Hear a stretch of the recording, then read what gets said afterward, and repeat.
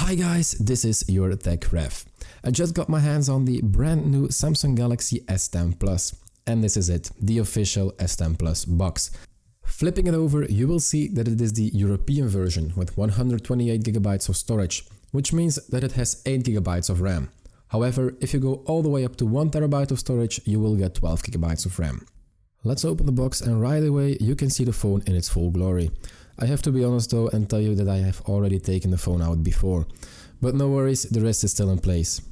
First of all, we are going to see what else comes in the box. To start with, we have the travel adapter, which is USB Type-A. It would have been nice if they used USB Type-C to USB Type-C charger. I also just noticed something small, that the charger does not come with a plastic protection, like the S9 charger that I have here. Next up we have a little box and I think this is the charging cable. And yes, it is the conventional USB Type-A to USB Type-C charging cable.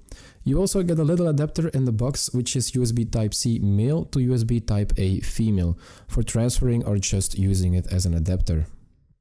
And finally, the AKG earphones with the braided cable. They also come with some other sized ear tips. As you already noticed, all of these accessories come in a black finish, since I have the black Galaxy S10.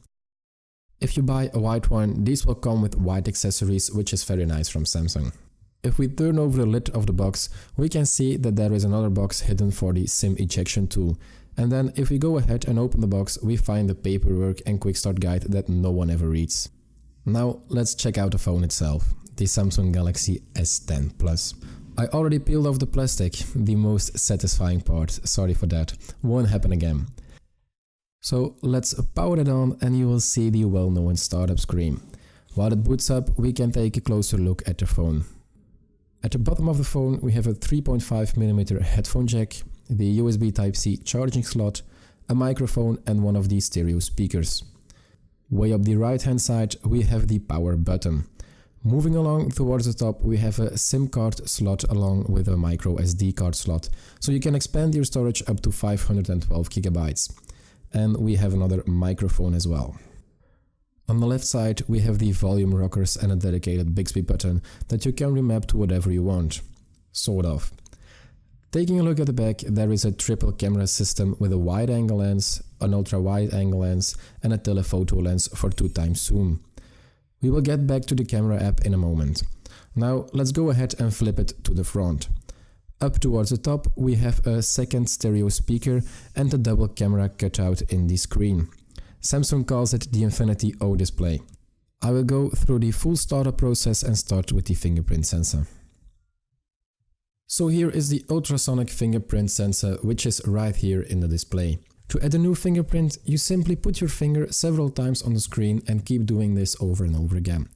You should not press down too hard. It says now, get a full scan, reposition your finger each time. Alright, let's do the edges now. And we're all done. I am that kind of person that adds the same finger several times to make it work just that little bit better.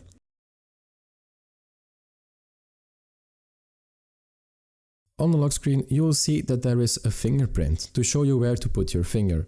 In time you will be doing this without looking at your phone. You have to get used to this and there is some muscle memory involved. It is actually amazingly fast and satisfying. Let's see if I can open it with a quick tap on the screen after waking it up. Oh man, this is so quick. I just quickly tap the screen and it unlocks. It's mind-blowing. Let's see how it performs with the screen turned off. Damn, I did not expect it at all. Let's do it again for a few times, it is oddly satisfying. What I also noticed is that the screen wallpapers change every time. I love this feature. They all look amazing and it's a joy to look at different pictures every time you wake up your phone. I want to go to settings now and then display. You will see that out of the box the screen resolution is set to 1080. And that is something you can lower to 720 or you can bump it up to its full resolution being at 1440. Which of course will use more battery, but you will get that full potential out of your display. I prefer to leave it at the standard 1080 to save some battery. What I do want to change is the screen mode. It is set to natural, but I do like the vibrant and maybe oversaturated Samsung look, so let's choose Vivid. This is a 6.4-inch dynamic AMOLED display, which is a new technology from Samsung, and it does look stunning. There is so much I want to get into, but that is for later videos. What I do want to show you now is the night mode, because that is one of my favorite features about the One UI. What I like to do is to set night mode as scheduled. I set it to sunset and sunrise. Notice that location has to be turned on when you want to use this specific feature. When night mode is turned on, what was white on your phone will turn black to make it more comfortable for your eyes and eliminate the blue light emitted by the screen. You already noticed this in settings. When we go to the dialer, you see that it is dark as well. Pull down the status bar, that is dark too. So just overall, very nice that this is included. I mentioned earlier that there is a triple camera system on the back. So let's launch the camera app. This is the standard wide-angle lens. You have a couple of options right here. This will turn on the ultra-wide-angle lens. And check out how much more is actually in the screen.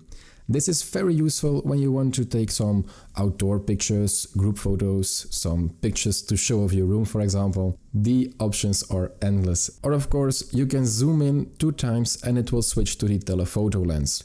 If I switch to live focus, you get some different ways to control your shots with the different blurring and the specific way it will look. That will be fun to actually try out and test. Another amazing feature is wireless power share. All what you have to do is tap the icon and it turns your phone into a wireless charger. So let's grab my Galaxy S10 Plus and try it out. It is actually charging, that is very cool, but don't expect too much from it because it is charging at a very low speed. But nevertheless, this is a very handy feature to have, especially for the Samsung Galaxy Buds. That is it for the first video on the Samsung Galaxy S10 Plus. I hope you enjoyed it, and if you did, be sure to subscribe and click the thumbs up button. A lot more videos are coming about this device and many others, including the buds that come with this phone when you pre-order it.